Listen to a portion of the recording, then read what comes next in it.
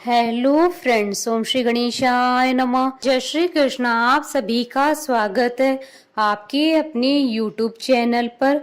Friends, आज हम आपको इस वीडियो में बताने जा रहे हैं वैशाख मास महात्म्य के 9वें अध्याय के बारे में और स्कंद पुराण के अनुसार वैशाख मास महात्म्य के दूसरे अध्याय के बारे में। फ्रेंड्स, वीडियो शुरू करने से पहले आपसे रिक्वेस्ट है, अगर आप हमारे चैनल पर नए हैं और आपने अभी तक हमारे चैनल को सब्सक्राइब नहीं किया है तो प्लीज सब्सक्राइब कीजिएगा चैनल को, साथ ही प्रेस कीजिएगा बेल आइकन को, जिससे नए वीडियो से रिलेटेड नोटिफिकेशन आपको तुरंत प्राप्त हो सके। और वीडियो पसंद आने पर वीडियो को लाइक और शेयर जरूर कीजिएगा ताकि सभी भक्तों को इस वीडियो का लाभ प्राप्त हो सके। और कमेंट बॉक्स में जय श्री कृष्ण जरूर लिखिएगा। वैशाख मास महात्म सब प्रकार के विघ्नों का नाश करने वाले तथा सारी सृष्टि का पालन करने वाले श्री गणेश जी तथा ज्ञान के दाता देवी श्री सरस्वती जी तथा सब पुराणों के कर्ता श्री व्यास जी तथा श्री गुरुदेव जी के चरण कमलों में नमस्कार करके भगवान की श्रद्धा और भक्ति रस में डूबे हुए वैशाख मास महात्म की कथा कहती हूँ। वैशाख मास में विविध वस्तुओं के दान का महत्व तथा वैशाख स्नान के नियम। नारद जी कहते हैं, वैशाख मास में धूप से तपे और थके मांदे ब्राह्मण को श्रमनाशक सुखद पलंग देकर मनुष्य कभी जन्म मृत्यु आदि के कलेशों से कष्ट नहीं पाता है। जो वैशाख मास में पहनने के लिए कपड़े और बिछावन देता है वह उसी जन्म में सब भोगों से संपन्न हो जाता है और समस्त पापों से रहित हो मोक्ष को प्राप्त होता है। जो तिनके की बनी हुई या अन्य खजूर आदि के पत्तों से बनी हुई चटाई का दान करता है उसकी उस चटाई पर साक्षात भगवान विष्णु शयन करते हैं। चटाई देने वाला बैठने और बिछाने आदि में सब ओर से सुखी होता है। जो सोने के लिए चटाई और कंबल देता है वह उतने ही मात्र से मुक्त हो जाता है। निद्रा से दुख का नाश होता है, निद्रा से थकावट दूर होती है और वह निद्रा चटाई पर सोने वाले को सुख पूर्वक आ जाती है।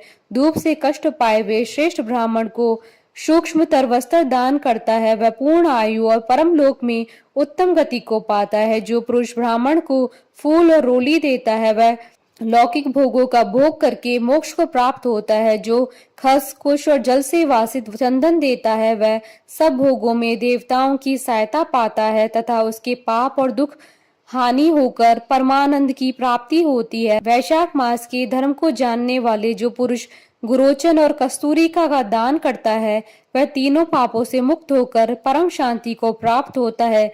जो विश्रामशाला बनवाकर प्याऊ सहित ब्राह्मण को दान करता है वह लोकों का अधिपति होता है।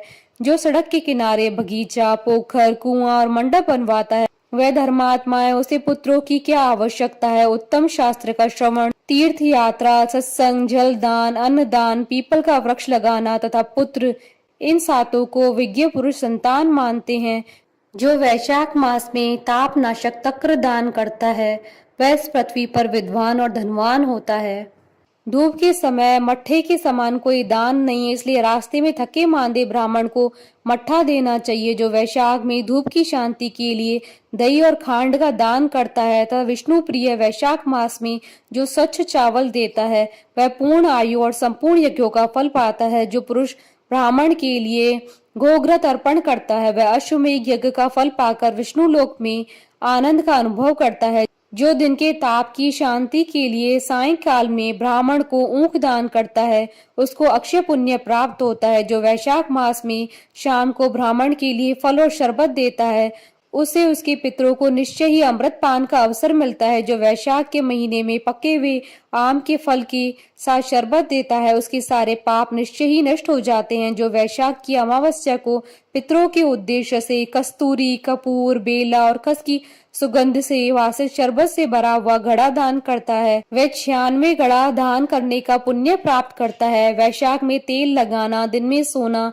कांसे के पात्र में भोजन करना, खाट पर सोना, घर में नहाना, निषिद्ध पदार्थ खाना, दोबारा भोजन करना, रात में खाना, ये 8 बातें त्याग देनी चाहिए। जो वैशाख में व्रत का पालन करने वाला पुरुष पद्म पत्ते में भोजन करता है वह सब पापों से मुक्त हो विष्णु लोक में जाता है। जो विष्णु भक्त पुरुष वैशाख मास में नदी में स्नान करता है वह 3 जन्मों के पापों से निश्चय ही मुक्त हो जाता है। जो प्रातः काल सूर्योदय के समय किसी समुद्र गामनी नदी में वैशाख स्नान करता है वह सातों जन्मों के पाप से तत्काल छूट जाता है। जो मनुष्य 7 गंगाओं में से किसी में भी उस काल में स्नान करता है वह करोड़ों जन्मों से उपार्जित किए हुए पाप से भी निस्संदेह मुक्त हो जाता है। जानवी अर्थात गंगा, वृद्ध गंगा, गोदावरी, कालिंदी अर्थात यमुना, सरस्वती, कावेरी, नर्मदा और वेणी ये 7 गंगाएं कही गई हैं।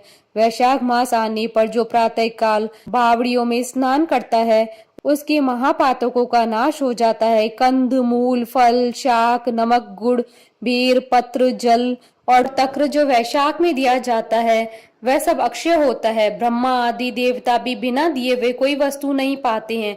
जो दान से हीन है वह निर्धन होता है। अतः सुख की इच्छा रखने वाले पुरुष को वैशाख मास में अवश्य दान करना चाहिए। सूर्य देव की मेष राशि में स्थित होने पर भगवान विष्णु के उद्देश्य से अवश्य प्रातः काल स्नान करके भगवान विष्णु जी की पूजा करनी चाहिए।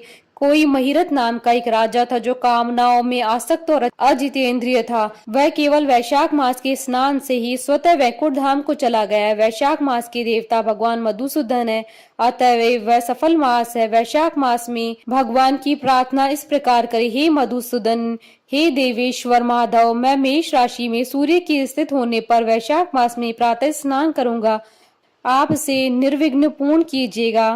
तत्पश्चात अर्घ्य देते समय इस प्रकार कहें, सूर्य की मेष राशि में स्थित रहते हुए वैशाख मास में प्रातः स्नान के नियम में संलग्न होकर मैं आपको अर्घ्य देता हूँ, मधुसूदन इसे ग्रहण कीजिए। इस प्रकार अर्घ्य समर्पण करके स्नान करें, फिर वस्त्रों को पहनकर संध्या तर्पण आदि सब कर्मों को पूरा करके वैशाख मास में विकसित होने वाले पुष्पों से भगवान विष्णु जी की पूजा करें।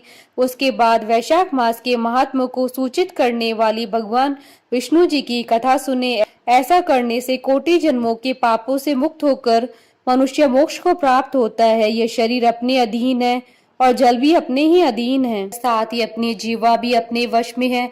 अतः इस स्वाधीन शरीर से स्वाधीन जल में स्नान करके स्वाधीन जिह्वा से हरि इन 2 अक्षरों का उच्चारण करें। जो वैशाख मास में तुलसी दल से भगवान विष्णु जी की पूजा करता है वह विष्णु जी के सानिध्य से मुक्ति को पाता है। अतः अनेक प्रकार से भक्ति मार्ग से तथा भांति भांति के व्रतों द्वारा भगवान विष्णु की सेवा तथा उनके सगुण और निर्गुण स्वरूप का अनन्य चित्त से ध्यान करना चाहिए। इति श्री स्कंद पुराण अंतर्गत वैशाख मास महात्म का 2य अध्याय संपूर्ण हुआ। बोलिए भगवान विष्णु की जय, सनातन धर्म की जय। हमारे साथ इस वीडियो में अंत तक बने रहने के लिए आपका धन्यवाद। ओम श्री गणेशाय नमः। जय श्री कृष्णा।